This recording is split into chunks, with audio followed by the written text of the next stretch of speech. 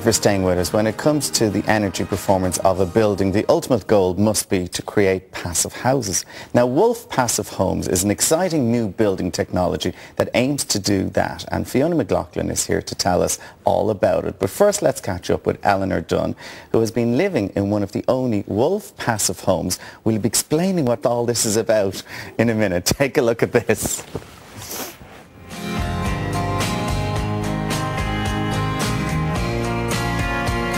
The whole concept of the thing is that you retain as much energy in the house. We don't have radiators, we don't have fireplaces, and there is a constant temperature in the house all of the time. We have treble glazed windows, we have solar panels, and we have a windmill that's just after going up, so that's going to provide electricity as well. So basically it's a self-sufficient house. When we got around the whole idea of it, it just seemed like kind of a Lego house, because it was these big aeroboard sort of blocks that went up, you know.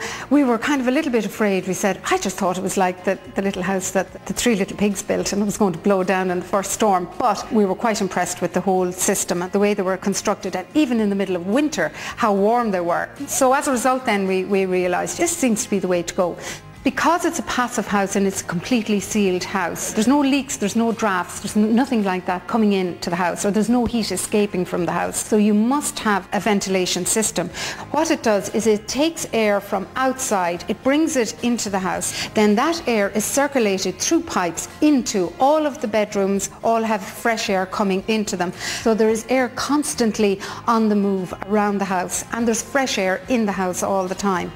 We have one set of solar panels that heat the water, and then we have another set of PV panels which are over on the garage. We have noticed that at times they're using electricity from the national grid, and the electricity that's being produced from the solar panels takes over, and that's what's coming into the house. So that in time, in combination with the windmill that's come up, should be able to produce all the electricity that we'll need in the house. Yes, I do.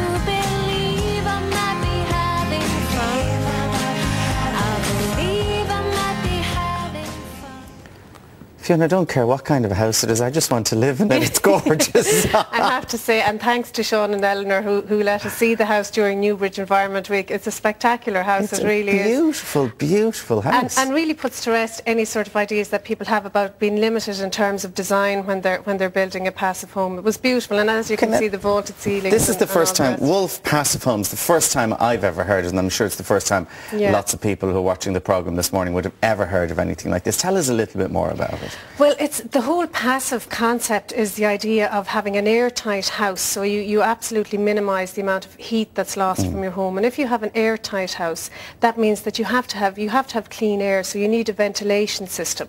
So what's used is a heat recovery ventilation system that filters in clean air, fresh air a number of times a day, typically between 6 and 10 times a day, and then the stale air is extracted, but the heat from the stale air actually heats the fresh air coming into the house.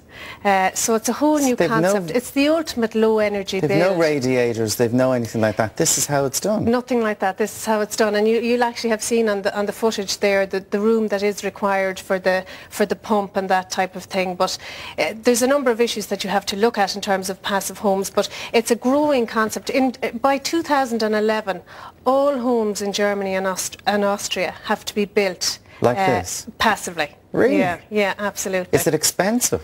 It's not really, no. It's 120 to 150 per square foot, which is quite reasonable, really. And what would a normal house be? What you're talking about, in or around that, you could pay in or around that. Yeah, you could pay a little bit less if you're directing the build yourself or whatever, but in or around that. And obviously there's huge savings to be made. You could be talking about heating a house heating savings for alone. €100 a year, as opposed to 2,000 a year. So there's huge savings to be made, you know. But there is a huge range of technologies and systems out there. I mean, obviously Sean and Eleanor have a lot in there. They have the wind turbines, they have the photovoltaic panels, which we're looking at there.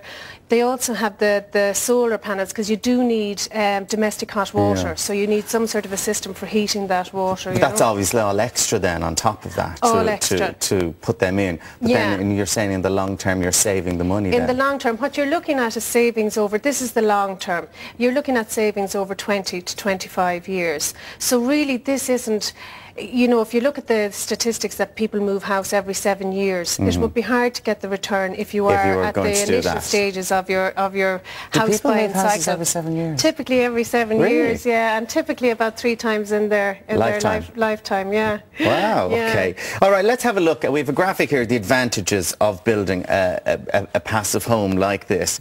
No need to worry about rising energy prices. I mean, this is a key issue. I mean, one of the reasons that people are looking at passive housing now more than ever before is because of the building energy regulations now being introduced for second-hand properties in January of next year. They already apply to new properties, but also the increase in oil prices in the last year, it's doubled, you know, so I mean, you're not going to be affected by that, or not vulnerable to that reduces anymore. The impact of global warming, obviously. Self-explanatory. It increases the saleability of your home. Now, will it? Absolutely, without a shadow of a doubt. Because not necessarily everybody would want to come in and live in a house like that. But give it another year or two, I guarantee you there will be a rush to this sort of technology next year when the building energy regulations come in, and when you have to hand a buyer a rating on your house and how much it's going to cost a year. Yeah. And if they get a rating from you that says it's going to cost €2,000 to heat this house for the year,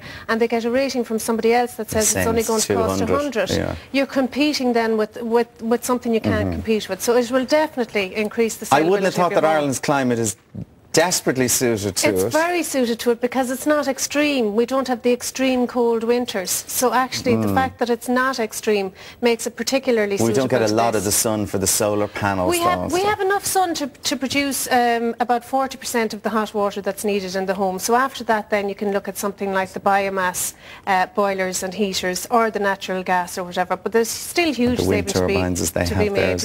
Helps allergy sufferers, obviously, if the clean air is being filtered. Yeah, and I mean, in Eleanor and Sean's case in Newbridge, their son suffered from allergies, and they noticed straight away that this was a side effect of moving into the house. His allergies have stopped now. Now, if you are considering building one, large windows to the south, obviously, because it's south-facing, it's getting the sun. Orientation of the house is hugely important, so it kind of goes against that whole area of planning where the house has to be facing the road. You know, really we have to start thinking in a new way in terms of planning, and a major issue in terms of planning a passive house is that it's orientated, the large windows and the longest part of the facade. We could do this, you can say this to anybody building a house. If you're building, like literally if you want to save money, put large windows to the south of your house. Certainly, and I mean I have none to the north, but that would be the ideal really. But I mean, if you have windows to the north, to have smaller windows to the north. One roof, half in the direction of the true south facing. And that's to maximise the passive solar gains. You know, so if you have it facing in the direction of south, you're likely to get more heat from it. Well, it makes sense. It makes a lot of sense, and I think we're going to be hearing more of this Wolf passive houses. Now you've heard it here first. If it's the first time you've heard it, we'll be hearing a lot more. Fiona, thank you very much, and I suppose all the information as well on privateseller.ie. Absolutely. Thank you very much for dropping in. Now, lots more. The last hour of the show. Don't go away. We'll see you in a couple of minutes. Indeed, we'd all love to invest in a Victorian home with a rich historical legacy, or even a country cottage far from the maddening crowd. But have these types of properties been affected by the slowdown, and are they a good investment? Fiona McLaughlin from privateseller.ie joins us now. Just before we move on to this, a lot of people will have been looking